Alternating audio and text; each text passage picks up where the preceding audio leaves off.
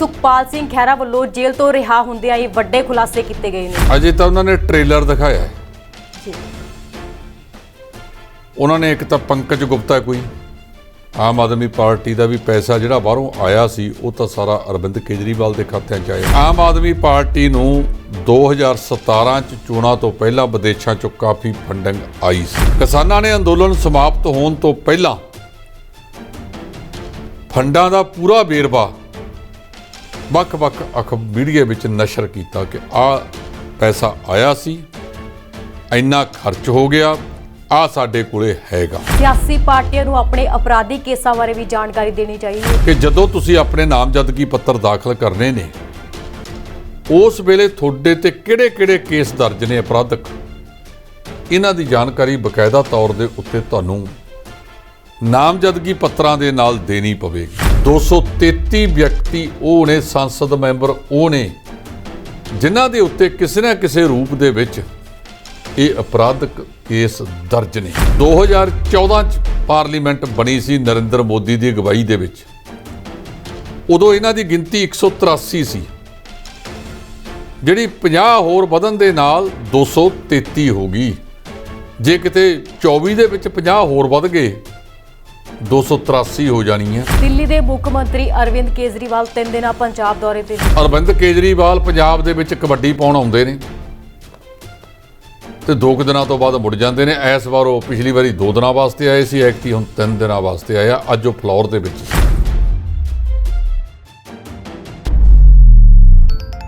D5 channel Punjabi ਦੇਖ ਰਹੇ ਸਾਰੇ ਦਰਸ਼ਕਾਂ ਦਾ ਸਵਾਗਤ ਹੈ। ਮੈਂ ਰਮਨਦੀਪ ਕੌਰ ਇੱਕ ਮੇਰੀ ਵੀ ਸੁਣੋ ਪ੍ਰੋਗਰਾਮ ਲੈ ਕੇ ਹਾਜ਼ਰ ਹਾਂ।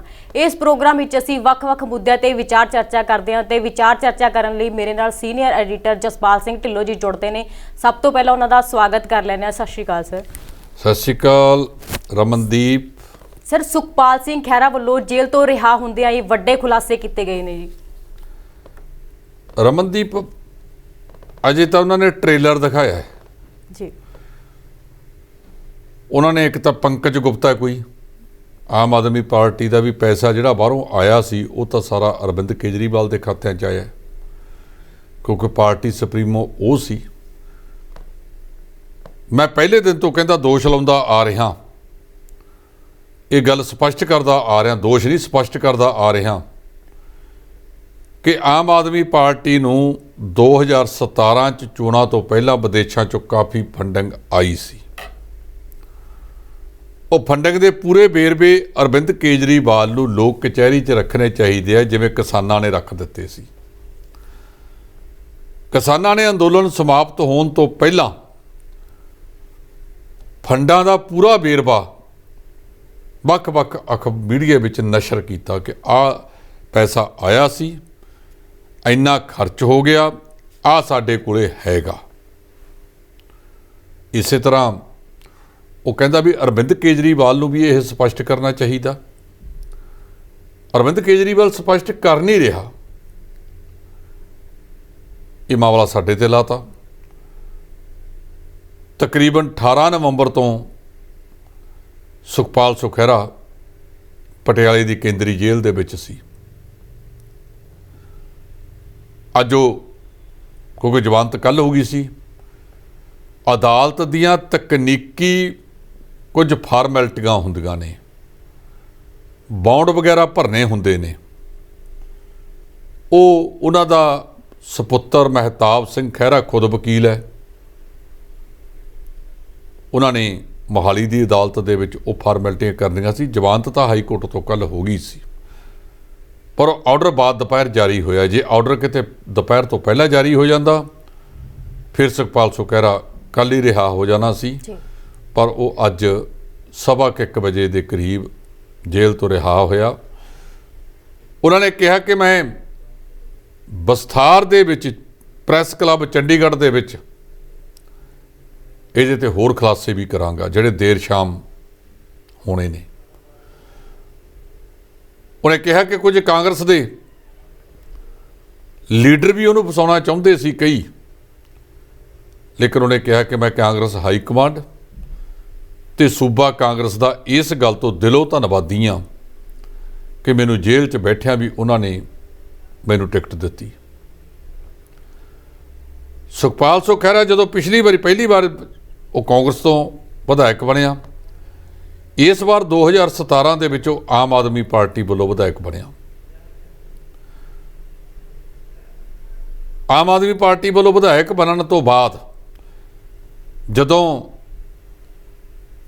ਐਚਪੀਐਸ ਫੂਲਕਾ ਹੋਰੀ ਵਿਰੋਧੀ ਧਿਰ ਦੇ ਅਹੁਦੇ ਤੋਂ ਪਾਸੇ ਹੋ ਗਏ, ਉਹਨਾਂ ਨੇ ਛੱਡਤਾ, ਤਿਆਗ ਪੱਤਰ ਦੇਤਾ, ਤਾਂ ਸੁਖਪਾਲ ਸਿੰਘ ਖਹਿਰਾ ਨੂੰ ਵਿਰੋਧੀ ਧਿਰ ਦਾ ਨੇਤਾ ਬਣਾ ਦਿੱਤਾ ਗਿਆ। ਉਹ ਵਿਰੋਧੀ ਧਿਰ ਦਾ ਆਗੂ ਸੀ। ਬਾਅਦ ਦੇ ਵਿੱਚ ਅਰਵਿੰਦ ਕੇਜਰੀਵਾਲ ਨੇ ਉਹਨੂੰ ਹਟਾ ਕੇ ਹਰਪਾਲ ਸਿੰਘ ਚੀਮੇ ਨੂੰ ਵਿਰੋਧੀ ਧਿਰ ਦਾ ਆਗੂ ਬਣਾਇਆ ਗਿਆ, ਜਿਹਦੇ ਕਰਕੇ ਉਹ ਹੌਲੀ ਹੌਲੀ ਪਹਿਲਾਂ ਉਹਨੇ ਇੱਕ ਆਪਦੀ ਪਾਰਟੀ ਬਣਾਈ, ਉਸ ਤੋਂ ਬਾਅਦ ਉਹ ਕੈਪਟਨ ਅਮਰਿੰਦਰ ਸਿੰਘ ਦੀ ਹਾਜ਼ਰੀ ਦੇ ਵਿੱਚ ਕੁਝ ਸਮਾਂ ਪਹਿਲਾਂ ਚੰਡੀਗੜ੍ਹ ਦੇ ਵਿੱਚ ਜਿਹੜਾ ਹੈਲੀਪੈਡ ਹੈ ਸੈਕਟਰੀਏਟ ਦੇ ਕੋਲ, ਉੱਥੇ ਆਪ ਦੇ 2-3 ਸਾਥੀਆਂ ਨੂੰ ਲੈ ਕੇ ਕਾਂਗਰਸ ਦੇ ਵਿੱਚ ਸ਼ਮੂਲੀਅਤ ਕਰ ਲਈ ਸੀ, ਜਿਹਦੇ ਵਿੱਚ ਉਹਨਾਂ ਦੇ ਨਾਲ ਜਗਦੇਵ ਸਿੰਘ ਕਮਾਲੂ ਵੀ ਸੀ, ਪਿਰਮਲ ਸਿੰਘ ਖਾਲਸਾ ਵੀ ਸੀ। ਆਪ ਉਹ ਟਿਕਟ ਲਾਈਨ 'ਚ ਕਾਮਯਾਬ ਹੋ ਗਿਆ, ਨਾ ਪਿਰਮਲ ਸਿੰਘ ਨੂੰ ਟਿਕਟ ਮਿਲੀ ਤੇ ਨਾ ਹੀ ਮਿਲੀ ਜਗਦੇਵ ਸਿੰਘ ਕਮਾਲੂ ਨੂੰ। ਸੋ ਸੁਖਪਾਲ ਸਿੰਘ ਖਹਿਰਾ ਨੇ ਅੱਜ ਕੁਝ ਮਹੱਤਵਪੂਰਨ ਗੱਲਾਂ ਕੀਤੀਆਂ। ਉਹ ਕਹਿੰਦੇ ਵੀ ਜੇਲ੍ਹ ਦੇ ਵਿੱਚ ਕੁਝ ਉਹ ਲੋਕ ਵੀ ਬੈਠੇ ਨੇ, ਆਰਥਿਕ ਪੱਖੋਂ ਟੁੱਟੇ ਹੋਏ, ਕਮਜ਼ੋਰ ਨੇ, ਗਰੀਬ ਨੇ, ਉਹਨਾਂ ਕੋਲੇ ਜ਼ਮਾਨਤ ਕਰਾਉਣ ਜੋਗੇ ਵੀ ਪੈਸੇ ਨਹੀਂ, ਕਿਉਂਕਿ ਜ਼ਮਾਨਤ ਵਾਸਤੇ ਕੋਈ ਨਾ ਕੋਈ ਚੀਜ਼ ਗਰੰਟੀ ਵਜੋਂ ਉੱਥੇ ਦੇਣੀ ਹੁੰਦੀ ਹੈ ਕਿ ਇਸ ਦੇ ਆਧਾਰ ਦੇ ਉੱਤੇ ਮੇਰੀ ਜ਼ਮਾਨਤ, ਜਾਂ ਕੋਈ ਬੰਦਾ ਉਹਨਾਂ ਦੀ ਜ਼ਮਾਨਤ ਦਿੰਦਾ ਹੁੰਦਾ ਕਿ ਜੇ ਇਹ ਕਿਤੇ ਦੌੜ ਕੇ ਭੱਜੇਗਾ ਤਾਂ ਮੈਂ ਜ਼ਿੰਮੇਵਾਰ ਹਾਂ ਇਹਨੂੰ ਦੁਬਾਰਾ ਅਦਾਲਤ ਦੇ ਵਿੱਚ ਲਿਆਉਣ ਦਾ। ਸੋ ਸੁਖਪਾਲ ਸਿੰਘ ਖਹਿਰਾ ਅੱਜ ਰਿਹਾ ਹੋ ਚੁੱਕੇ ਨੇ। ਕੱਲ੍ਹ ਉਹਨਾਂ ਨੂੰ ਹਾਈ ਕੋਰਟ ਵੱਲੋਂ ਵੀ ਰਾਹਤ ਮਿਲੀ ਸੀ, ਉਹਨਾਂ ਨੂੰ ਜਿਹੜੀ ਸੈਸ਼ਨ ਕੋਰਟ ਹੈ ਮੋਹਾਲੀ ਦੀ, ਉਹਦੇ ਵੱਲੋਂ ਵੀ ਰਾਹਤ ਮਿਲੀ ਸੀ ਕਿ ਤੁਸੀਂ ਨਾਮਜ਼ਦਗੀ ਪੱਤਰ ਜਾ ਕੇ ਭਰ ਸਕਦੇ ਹੋ। ਉਹਨਾਂ ਨੇ ਐਲਾਨ ਕੀਤਾ ਕਿ ਸੋਮਵਾਰ ਵਾਲੇ ਦਿਨ 31 ਜਨਵਰੀ ਨੂੰ ਉਹ ਆਪਣੇ ਨਾਮਜ਼ਦਗੀ ਪੱਤਰ ਹੈ ਜਿਹੜੇ ਉਹ ਆਪਣਾ ਭੁਲੱਥ ਤੋਂ ਜਾ ਕੇ ਭਰਨਗੇ। ਸੋ ਸੁਖਪਾਲ ਸਿੰਘ ਖਹਿਰਾ ਹੁਣ ਆਜ਼ਾਦ ਹੋ ਚੁੱਕੇ ਨੇ ਤੇ ਅਗਲੇ ਦਿਨਾਂ ਦੇ ਵਿੱਚ ਉਹ ਕਿਹਦੇ ਵੱਲ ਚਾਂਦਮਾਰੀ ਕਰਦੇ ਆ, ਇਹ ਸਮਾਂ ਦੱਸੇਗਾ। ਇੱਕ ਡੇਰਾ ਮੁਖੀ ਤੇ ਹੋਰਨਾਂ ਵਿਰੁੱਧ ਚਲਾਨ ਪੇਸ਼ ਹੋਇਆ ਹੈ ਜੀ। ਇਹ ਜਿਹੜਾ ਗੁਰਮੀਤ ਰਾਮ ਰਹੀਮ ਸਿੰਘ ਹੈ, ਸਰਸੇ ਵਾਲੇ ਡੇਰੇ ਦਾ ਮੁਖੀ, ਅੱਜ ਕੱਲ੍ਹ ਉਹ ਸਨਾਰੀਆ ਜੇਲ੍ਹ ਦੇ ਵਿੱਚ ਆਰਾਮ ਫਰਮਾ ਰਿਹਾ ਹੈ, ਕਿਉਂਕਿ ਉਹਨੂੰ 4 ਕੇਸਾਂ ਦੇ ਵਿੱਚ ਸਜ਼ਾ ਹੋ ਚੁੱਕੀ ਹੈ, ਅਜੇ 1-2 ਕੇਸ ਰਹਿੰਦੇ ਵੀ ਨੇ। ਇੱਕ ਸਿੱਟ ਬਣਾਈ ਗਈ ਸੀ ਦੁਬਾਰਾ ਹਾਈ ਕੋਰਟ ਦੇ ਆਦੇਸ਼ਾਂ ਤੋਂ ਬਾਅਦ, IG border range SP Singh Parmar ਦੀ ਅਗਵਾਈ ਵਿੱਚ, ਸੁਰਿੰਦਰਪਾਲ ਸਿੰਘ ਪਰਮਾਰ, ਉਹਨਾਂ ਨੇ ਇਹ ਸਰਸੇ ਵਾਲੇ ਤੋਂ 2 ਵਾਰ ਪੁੱਛਗਿੱਛ ਕੀਤੀ। ਕੁਝ ਹੋਰ ਵਿਅਕਤੀ ਵੀ ਸੀ, 7-8 ਜਣੇ, ਉਹਨਾਂ ਦੇ ਵਿੱਚੋਂ ਕਈ ਜ਼ਮਾਨਤਾਂ ਤੇ ਆਏ ਹੋਏ ਨੇ। ਇਹ ਸਾਰੇ ਡੇਰਾ ਪ੍ਰੇਮੀ ਨੇ। ਉਹਦੀ ਇੱਕ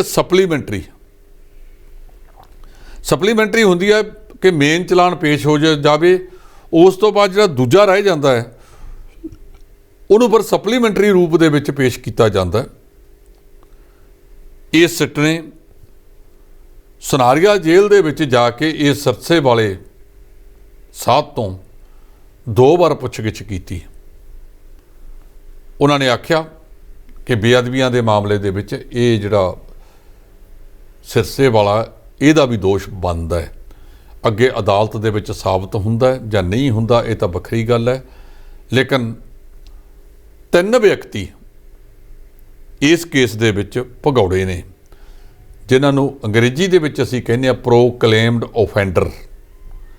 ਇਹਨਾਂ 'ਚ ਇੱਕ ਹੈਗਾ ਹਰਸ਼ ਧੂਰੀ, ਪ੍ਰਦੀਪ ਕਲੇਰ ਤੇ ਸੰਦੀਪ ਬਰੇਟਾ।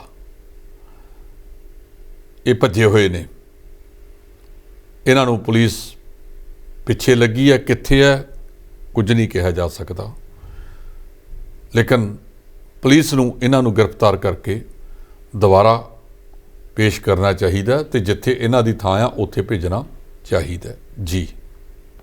ਸਿਆਸੀ ਪਾਰਟੀਆਂ ਨੂੰ ਆਪਣੇ ਅਪਰਾਧਿਕ ਕੇਸਾਂ ਬਾਰੇ ਵੀ ਜਾਣਕਾਰੀ ਦੇਣੀ ਚਾਹੀਦੀ ਹੈ ਜੀ। ਇਹ ਜਿਹੜੇ ਭਾਰਤ ਦੇ ਮੁੱਖ ਚੋਣ ਕਮਿਸ਼ਨਰ ਨੇ ਸੁਸ਼ੀਲ ਚੰਦਰਾ ਜੀ ਤੇ ਪੰਜਾਬ ਦੇ ਮੁੱਖ ਚੋਣ ਅਧਿਕਾਰੀ ਡਾਕਟਰ ਐਸ ਕਰਨਾਲ ਰਾਜੂ ਪਹਿਲਾਂ ਇਹ ਕੋਈ ਜਾਣਕਾਰੀ ਨਹੀਂ ਸੀ ਦਿੰਦੇ ਹੁੰਦੇ। ਪਿਛਲੇ ਸਮੇਂ ਦੇ ਵਿੱਚ ਇਹ ਵਾਪਰਿਆ ਕਿ ਜਦੋਂ ਤੁਸੀਂ ਆਪਣੇ ਨਾਮਜ਼ਦਗੀ ਪੱਤਰ ਦਾਖਲ ਕਰਨੇ ਨੇ ਉਸ ਵੇਲੇ ਤੁਹਾਡੇ ਤੇ ਕਿਹੜੇ-ਕਿਹੜੇ ਕੇਸ ਦਰਜ ਨੇ ਅਪਰਾਧਕ, ਇਹਨਾਂ ਦੀ ਜਾਣਕਾਰੀ ਬਕਾਇਦਾ ਤੌਰ ਦੇ ਉੱਤੇ ਤੁਹਾਨੂੰ ਨਾਮਜ਼ਦਗੀ ਪੱਤਰਾਂ ਦੇ ਨਾਲ ਦੇਣੀ ਪਵੇਗੀ। ਇਸ ਵੇਲੇ ਭਾਰਤ ਦੀ ਪਾਰਲੀਮੈਂਟ ਦੇ ਵਿੱਚ 233 ਵਿਅਕਤੀ ਉਹ ਨੇ, ਸੰਸਦ ਮੈਂਬਰ ਉਹ ਨੇ ਜਿਨ੍ਹਾਂ ਦੇ ਉੱਤੇ ਕਿਸੇ ਨਾ ਕਿਸੇ ਰੂਪ ਦੇ ਵਿੱਚ ਇਹ ਅਪਰਾਧਕ ਕੇਸ ਦਰਜ ਨੇ।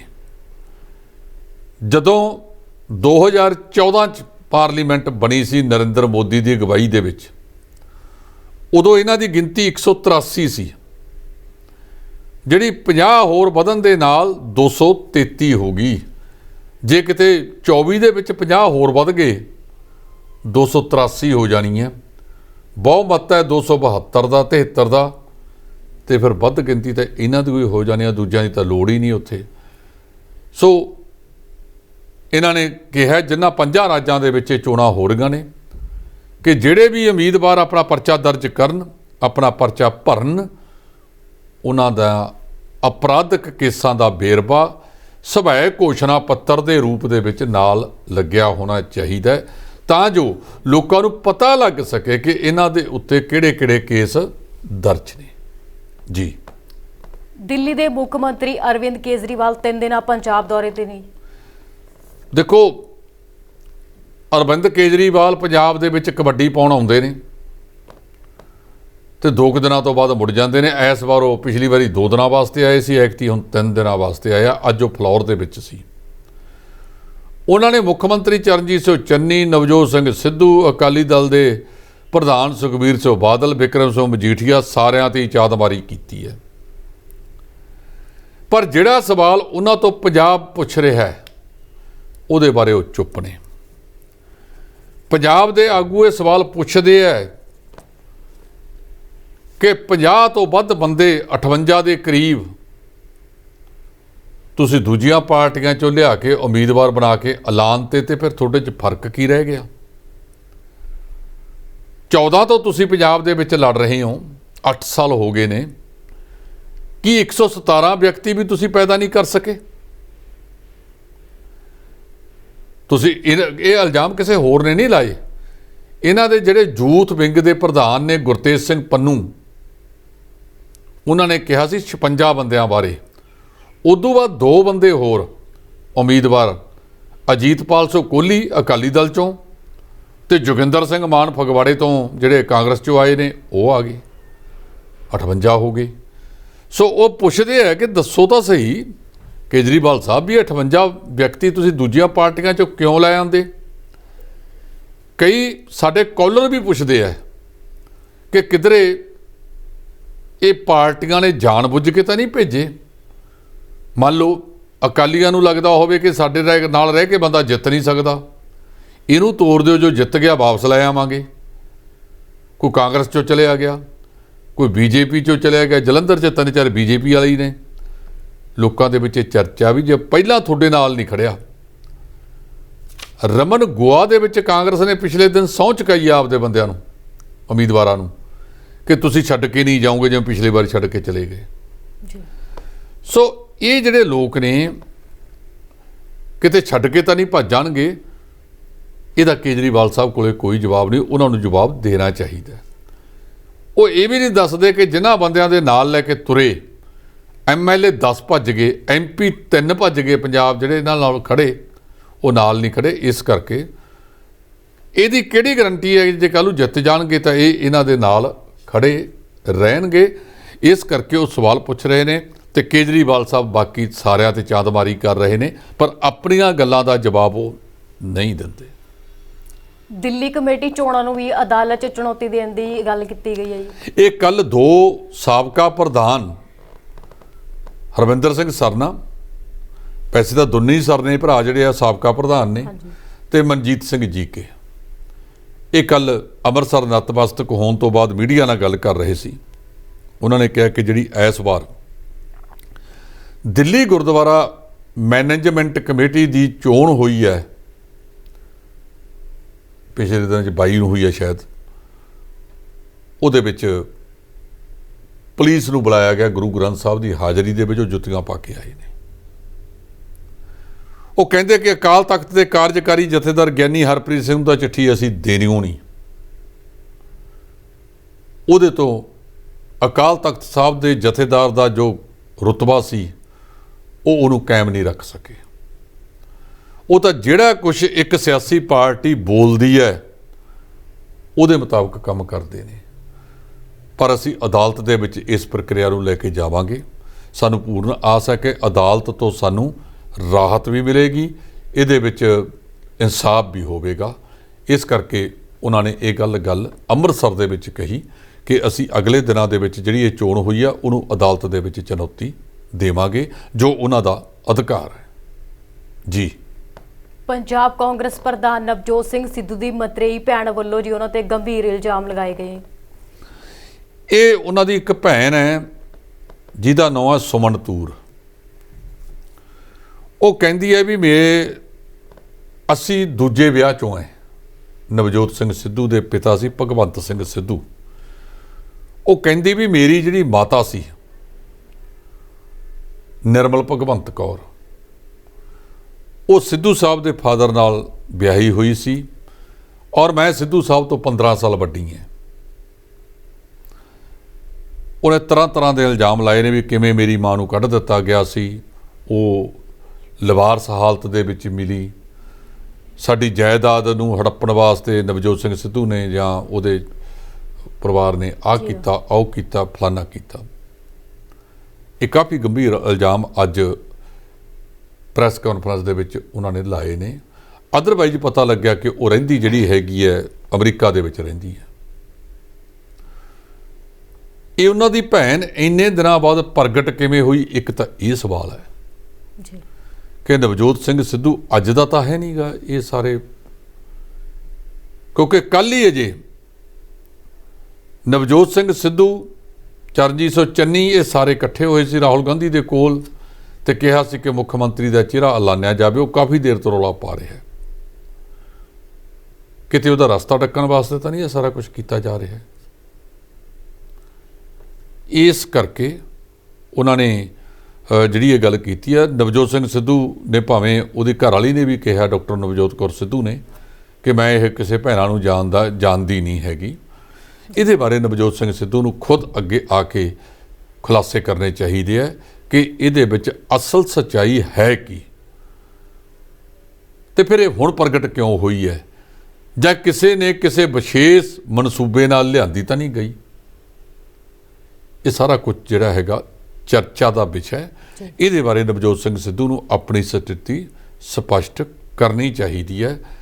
ਜਿਵੇਂ ਨਵਜੋਤ ਸਿੰਘ ਸਿੱਧੂ ਦੀ ਇੱਕ ਆਦਤ ਹੈ, ਭਾਵੇਂ ਉਹ ਇਮਾਨਦਾਰ ਹੈ, ਪਰ ਉਹ ਨਾਲ ਬਣਾ ਕੇ, ਨਾਲ ਜੋੜ ਕੇ ਕਿਸੇ ਨੂੰ ਨਹੀਂ ਰੱਖਦਾ। ਕਿਤੇ ਇਹ ਤਾਂ ਨਹੀਂ ਹੈ ਕਿ 2017 ਦੇ ਵਿੱਚ ਹੋ ਸਕਦਾ ਕਾਂਗਰਸ ਦੇ ਮਨ ਵਿੱਚ ਹੋਵੇ ਕਿ ਨਵਜੋਤ ਸਿੱਧੂ ਨੂੰ ਪੰਜਾਬ ਦੇ ਮੁੱਖ ਮੰਤਰੀ ਦਾ ਚਿਹਰਾ ਐਲਾਨਿਆ ਜਾ ਸਕਦਾ ਹੈ। ਉਹਦਾ ਉਹ ਰਾਹ ਬਲਣ ਵਾਸਤੇ ਦੂਜਿਆਂ ਨੇ, ਵਿਰੋਧੀਆਂ ਨੇ ਕੋਈ ਇਹ ਸਾਰਾ ਕੁਝ ਸਾਜ਼ਿਸ਼ ਕੀਤੀ ਹੋਵੇ। ਇਹਦੇ ਤੋਂ ਪਰਦਾ ਉੱਠਣਾ ਚਾਹੀਦਾ। ਇਹ 'ਚ ਅਸਲੀਅਤ ਹੈ ਕੀ ਹੈ, ਉਹ ਲੋਕਾਂ ਦੇ ਵਿੱਚ ਆਉਣੀ ਚਾਹੀਦੀ ਹੈ।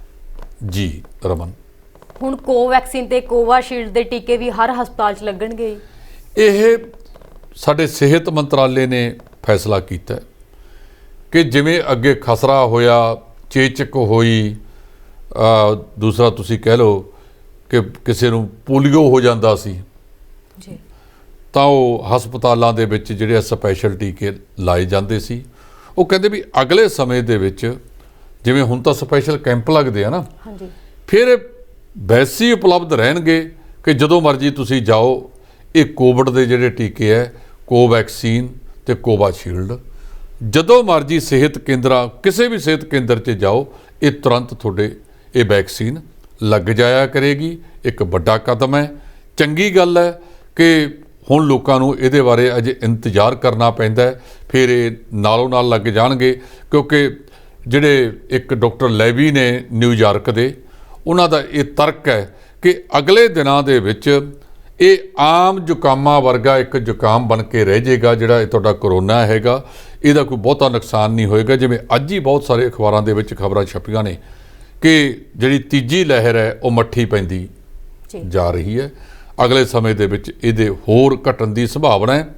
ਅਸੀਂ ਪ੍ਰਮਾਤਮਾ ਦੇ ਚਰਨਾਂ 'ਚ ਅਰਦਾਸ ਕਰਦੇ ਹਾਂ ਕਿ ਇਹੋ ਜਿਹੀ ਨਾਮਰਾਦੀ ਬਿਮਾਰੀ ਨੂੰ ਮੱਠਾ ਹੀ ਪੈ ਜਾਣਾ ਚੰਗੀ ਗੱਲ ਹੈ। ਵਾਤਾਵਰਣ ਸੰਬੰਧੀ ਪਾਰਟੀਆਂ ਨੂੰ ਸੁਚੇਤ ਹੋਣਾ ਚਾਹੀਦਾ ਜੀ। ਸਾਡੇ ਵਾਤਾਵਰਣ ਦੇ ਨਾਲ ਸੰਬੰਧਿਤ ਬਾਬਾ ਜੀ ਨੇ ਸੰਤ ਬਲਬੀਰ ਸਿੰਘ ਸੀਚੇਵਾਲ ਜੀ, ਜਿਨ੍ਹਾਂ ਨੇ ਉਹ ਗੁਰੂ ਨਾਨਕ ਪਾਤਸ਼ਾਹ ਦੀ ਜਿਹੜੀ ਕਾਲੀ ਵਈ ਸੀ, ਜਿਹਦਾ ਪਾਣੀ ਅੰਮ੍ਰਿਤ ਸੀ, ਨਿਰਮਲ ਪਾਣੀ ਸੀ, ਉਹਨੂੰ ਗੰਧਲਾ ਕਰਨ ਦੇ ਵਿੱਚ ਅਸੀਂ ਕੋਈ ਕਸਰ ਨਹੀਂ ਛੱਡੀ। ਉਹਨਾਂ ਨੇ ਉਹ ਕਾਲੀ ਵਈ ਨੂੰ ਸਵਾਰਿਆ ਤੇ ਪਿਛਲੇ ਕਈ ਦਹਾਕਿਆਂ ਤੋਂ ਉਹ ਵਾਤਾਵਰਣ ਦੀ ਸ਼ੁੱਧਤਾ ਵਾਸਤੇ ਕੰਮ ਕਰ ਰਹੇ ਨੇ। ਉਹਨਾਂ ਨੂੰ ਤੁਹਾਨੂੰ ਯਾਦ ਹੋਵੇਗਾ, ਰਮਨ ਬਾਬਾ ਸੀਚੇਵਾਲ ਉਹ ਸ਼ਖਸੀਅਤ ਨੇ ਜਿਨ੍ਹਾਂ ਦਾ ਇਹ ਪ੍ਰੋਜੈਕਟ ਦੇਖਣ ਵਾਸਤੇ ਸਾਡੇ ਦੇਸ਼ ਦੇ ਰਾਸ਼ਟਰਪਤੀ ਮਹਿਰੂਮ ਬਹੁਤ ਵੱਡੇ ਵਿਗਿਆਨੀ ਅਬਦੁਲ ਕਲਾਮ ਸਾਹਿਬ ਆਏ ਸਨ। ਉਹਨਾਂ ਦੀਆਂ ਜਿਹੜੀਆਂ ਕਿਤਾਬਾਂ ਤੇ ਉਹ ਦੂਜਾ ਹੈ, ਇਹ ਮੁਲਕ ਚੱਲਦੇ ਵੀ ਤਾਂ ਨੇ ਜੇ ਚੰਦ ਲੋਕ ਇੱਥੇ ਇਮਾਨਦਾਰੀ ਦੀ ਮੂਰਤ ਨੇ। ਉਹਨਾਂ ਦੇ ਵਿੱਚੋਂ ਅਬਦੁਲ ਕਲਾਮ ਸਾਹਿਬ ਵੀ ਇੱਕ ਇਮਾਨਦਾਰੀ ਸ਼ਖਸੀਅਤ ਤੇ ਇਮਾਨਦਾਰੀ ਦੀ ਮੂਰਤ ਸਨ। ਉਹ ਸਪੈਸ਼ਲ ਤੌਰ ਦੇ ਉੱਤੇ ਸੁਲਤਾਨਪੁਰ ਲੋਧੀ ਸੀਚੇਵਾਲ ਪਹੁੰਚੇ ਤੇ ਕਾਫੀ ਸਮਾਂ ਉਹਨਾਂ ਨੇ ਬਾਬਾ ਜੀ ਨਾਲ ਗੁਜ਼ਾਰਿਆ। ਲੰਗਰ ਪ੍ਰਸ਼ਾਦਾ ਵੀ ਉੱਥੇ ਲੰਗਰ 'ਚ ਹੀ ਛਕਿਆ ਔਰ ਬਾਬਾ ਜੀ ਨੂੰ ਉਹਨਾਂ ਨੇ ਵੱਡਾ ਅਵਾਰਡ ਵੀ ਦਿੱਤਾ। ਔਰ ਉਹਨਾਂ ਨੇ ਉਦੋਂ ਸੁਨੇਹਾ ਦਿੱਤਾ ਸੀ ਕਿ ਜਿਵੇਂ ਸੰਤ ਬਾਬਾ ਬਲਬੀਰ ਸਿੰਘ ਸੀਚੇਵਾਲ ਕੰਮ ਕਰ ਰਹੇ ਨੇ, ਇਸ ਪੈਟਰਨ ਦੇ ਉੱਤੇ ਬਾਕੀਆਂ ਨੂੰ ਵੀ ਸੁਚੇਤ ਹੋ ਕੇ ਕੰਮ ਕਰਨ ਦੀ ਜ਼ਰੂਰਤ ਸਮਾਂ ਮੰਗ ਕਰਦਾ ਹੈ। ਸਮੇਂ ਨੂੰ ਅਨੁਸਾਰ ਉਹ ਕੀਤਾ ਜਾਵੇ।